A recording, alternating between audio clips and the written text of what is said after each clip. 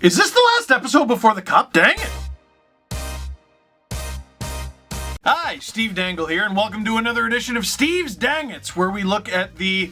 I don't know, do you not know what they are by now? Misplays, bloopers, accidents, things that just make you say oof, things that make you cringe a little bit, and the New Jersey Devils. Now, to the Devils' credit, they haven't been in a Dangits video for over half a year. Actually, that's not true. During the postponement, we did a bunch of classic ones, and they were in them. The Devils. But the rest of it still applies. And now there's only one series left, so let's get to it. Actually, I want to do something from the end of round 3. As we can see here, here's the Dallas Stars not touching whatever the Western Conference trophy is called.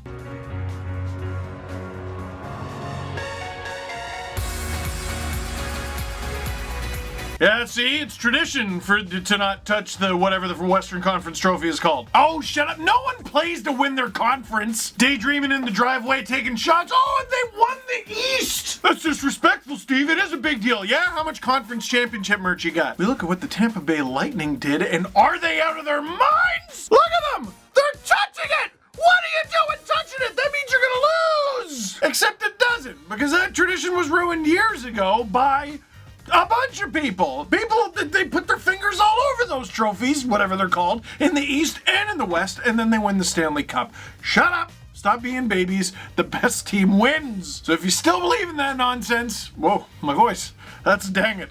So is the, what is that, puberty? Well, it's about time. Now, for our first dang it of the Stanley Cup final, Patrick Maroon, Stanley Cup champion, brings a lot of grit, toughness, bravado, and a little bit of he does some nice things for people too. This, however, is completely stupid. Watch what he does. He shoots the puck into the Stars bench.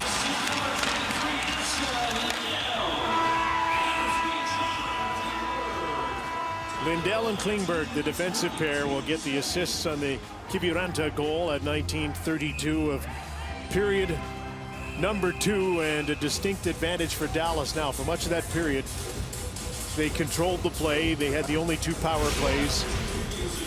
Here's what all the commotion is Patrick Maroon shot that on purpose into the bench. I mean, there's no question. He knew it was the end of the period. He shot right at it, and that got the reaction. And if you watch closely, he doesn't just shoot it into the bench, and he doesn't just hit a Stars player.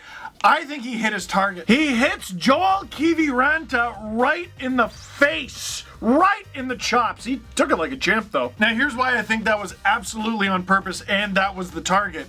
Kiviranta hit Brayden Point earlier in the game, and the Lightning were upset that it wasn't a penalty. Here's what I don't understand about that. Besides the fact that, like, who's tougher?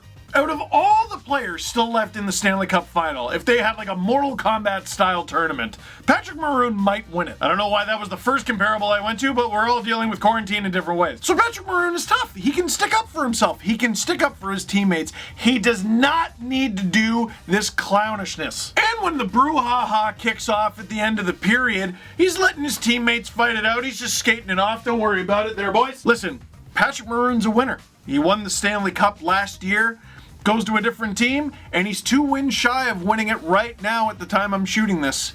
Which is why it's so confusing he would pull off such a loser move like this.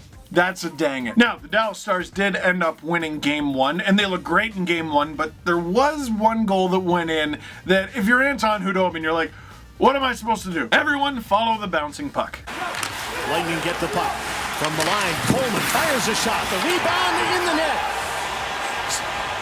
Tampa has scored on a deflection. Khudobin made the save, and at the side of the net, that just went in off a skate. It went off Yanni Gourde's skate, and then Rupe Hintz, and how about Khudobin? It's been a slow start for the Tampa Lightning, not a whole lot on net. That's just the 4th shot, and it wasn't even really a shot. Afterwards, a battle along the boards, back to the point, and here's the rebound goes off of Gourde, off of Rupe Hintz, and then off and in. A heads-up play by Coleman through a crowd. There's the bank, there's the second bank, and Hintz doesn't even know it's hit him at this point.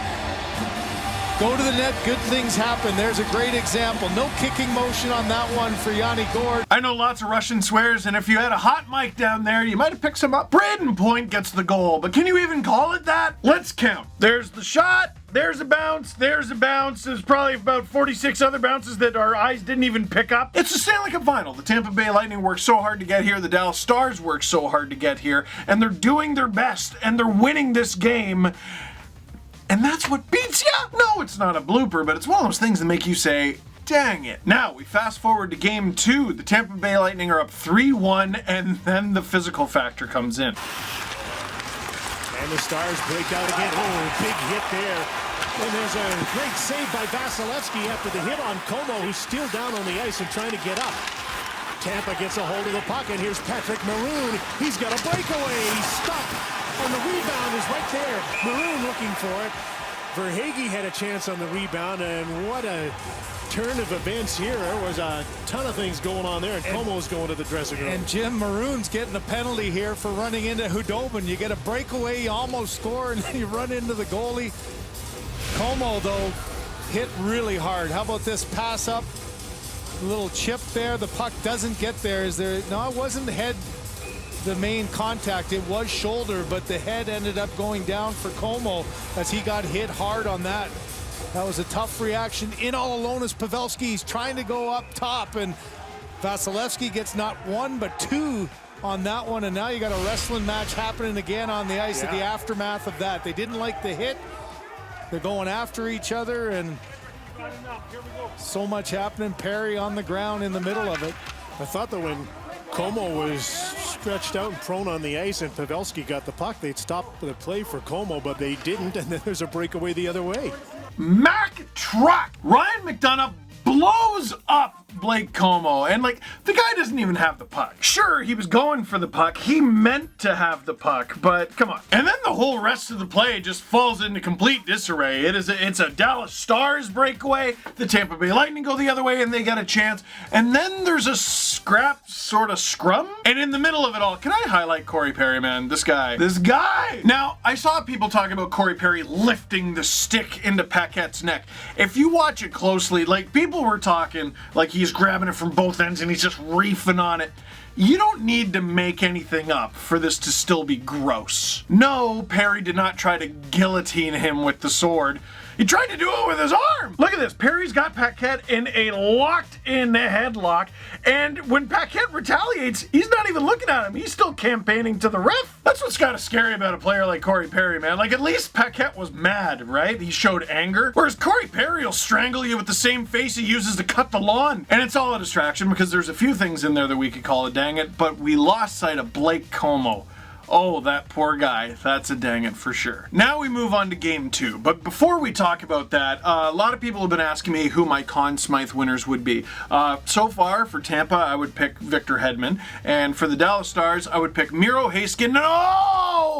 Off the boards for Kucherov. All he could do is tip the puck to center, and Dallas has got it again.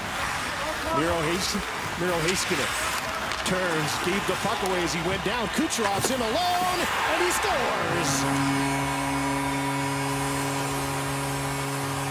5 minutes and 33 seconds in. An unfortunate event for Miro Heiskanen, and Kucherov makes it 1-0 Tampa. And you see so often in these games, the momentum swings come Stanley Cup. Here you got in all alone, Gary Onoff trying to get his first goal of this Stanley Cup final. Gets a little hook there by Hedman, loses the puck.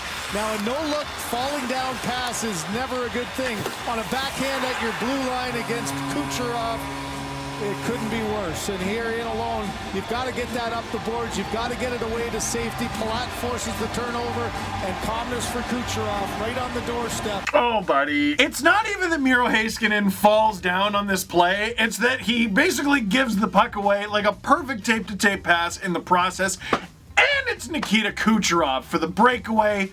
Game's first goal. That's such a tough one because, yes, Tampa did mop the Stars in game 3, but the first, 5 minutes, basically the whole game up until this goal, I thought Dallas looked like the better team. Your team's best defenseman falls down, you give up the first goal, Stamkos comes down, scores the second goal, Tampa's full of adrenaline. They're not losing that game. How quickly things change.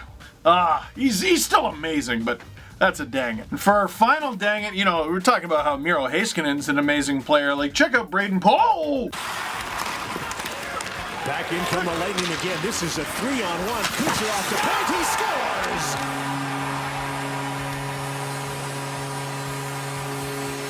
It's been relentless pressure since the start of this. But how about Hedman?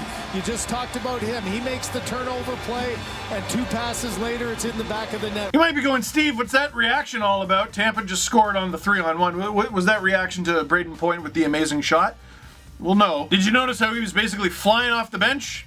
Yeah, literally. Let me out there, coach. Let me out there. I believe I can fly. This poor guy. Watch it again. You see the hurricane of emotion on the Tampa bench. A couple guys are holding in laughs. A couple guys are like, oh my God, you're going to screw this play up. A couple guys are like, dude, are you going to hurt yourself? Rest easy, Tampa fans. Rest easy. It was just a stumble. Picked himself right back up. Flew down. Scored a goal. All business, Brayden Point.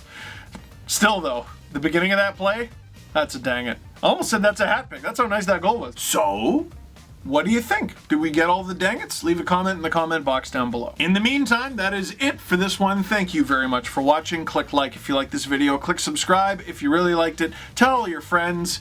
Shoot the puck into the net, man, not the bench.